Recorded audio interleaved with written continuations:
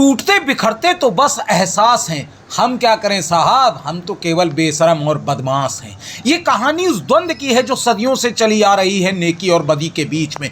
इंसान अपने लालच में अंधा होकर प्रकृति को ऐसे नोच रहा जैसे भेड़िए लाश को।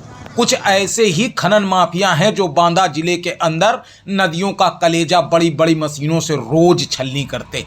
लेकिन कानून का चीरहरण तो नहीं होना चाहिए साहब। द्रौपदी की साड़ी वहां कोई दुशासन नहीं, खुद पांडव खींच रहे। खनन माफियाओं के गुंडे, उनकी ताकत एक किसान की तबाही लिखने को इस कदर आतुर है कि या तो किसान खुदकुशी कर ले या वहां से भाग जाए।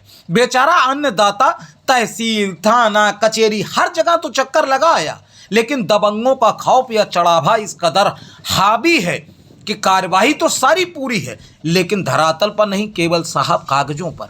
अरे कहाँ है योगी जी आपका तेवर और कलेवर? कहाँ गया वो मुंह नोचवा जो गुंडों का काल बना घूमता था? चांदी की जूती से रोज मार खाती, चंद पैसों के लिए दिल, जमीर और ईमान बेचने वाली आपकी पुलिस और खर्च विभाग की नपुंसक फौज से तो आदमी उम्मीद ही क्या करे।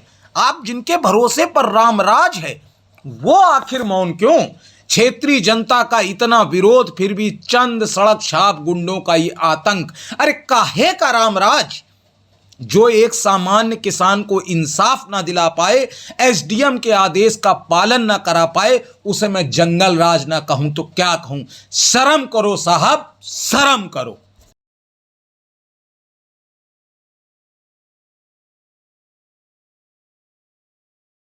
क्या नाम है आपका? मेरा नाम सोशल वर्कर ओम दीक्षित है। जी, ओम दीक्षित जी, क्या है मामला खदानों का इस समय? मामला खदानों में बिल्कुल नाजायज़ काम हो रहा है जी, बिल्कुल अनैतिक कार्य हो रहे हैं जी, पहली बात तो जल के अंदर से बड़ी बड़ी मशीनें किस तरह से बालू निकाल रही है, जी, ये सरकार का सोच नहीं है। योगी गवर्नमेंट्स का, माननीय योगी जी की ये सोच नहीं है कि जलधारा रोक कर बालू का खनन किया जाए या बड़े बड़े 100 मीटर नीचे तक बालू निकाली जाए, ओवरलोड चलाई जाए। ये क्या मैं सोच रहा हूँ, हमारा प्रदेश सरकार का मुखिया की विचारधारा से कार्य कौन कौन खदानों में चल रहा है ओवरलोड इस समय? खदान बिल्कुल योगी मंशा के विपरीत चलने वाली खदान संख्या 100/2, जिसमें हमारे श्री राम इंटरप्राइजेस कंपनी का संजीव साहू इसका सुप्रीमो है। ये बिल्कुल अनैतिक कार्य करवा रहा है। मजिस्ट्रेटियल जो छापे होते हैं या एक उनकी गारंटी होती है कि योजना या किसी भी प्रकार का कोई कॉन्ट्रैक्ट है, ठेकेदारी है, कुछ भी है, उसमें तमाम रेनवो का मटर होता है। और बालू ट्रक कहाँ से निकलते हैं ये? तो टोटल बीच गांव से हुए निकलते हैं, चौराहे से। बहुत उसका कोई शॉर्टकट नहीं, किनारे से रास्ता बनाई जाती है और बड़ी दुर्दशा के साथ भरे लोड, ओवरलोड के साथ निकलते हैं बड़ी चौराहे से। जबकि कोई खबर जन में चर्चा है कि भाई खपटिया खदान में वहाँ। और क्या है मामला?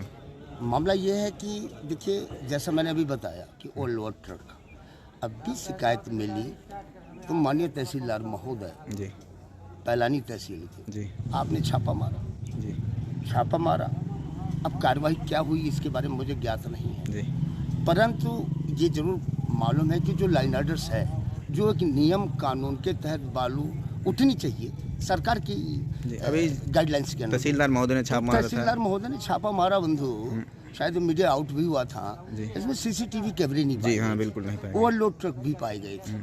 अब क्या स्थिति हुई, छापे के बाद रिजल्ट क्या मिलता है, इसके बारे में मैं बोल नहीं सकता, न कह सकता, ना कोई ऐसी कार्रवाई चर्चा में है कि बहुत कड़ी कार्रवाई हुई। क्या चाहते हैं आप? हम चाहते हैं कि वास्तव में पारदर्शिता के साथ हमारा जो 2024 का चुनाव आ रहा है, इसमें गंदी हरकतें किसी भी प्रकार की ना की जाएं। इस बात को विशेषतर विभाग की जिम्मेदार लोग अपनी अपनी भूमिका निभाएं। क्षमा याचियों, धन्यवाद।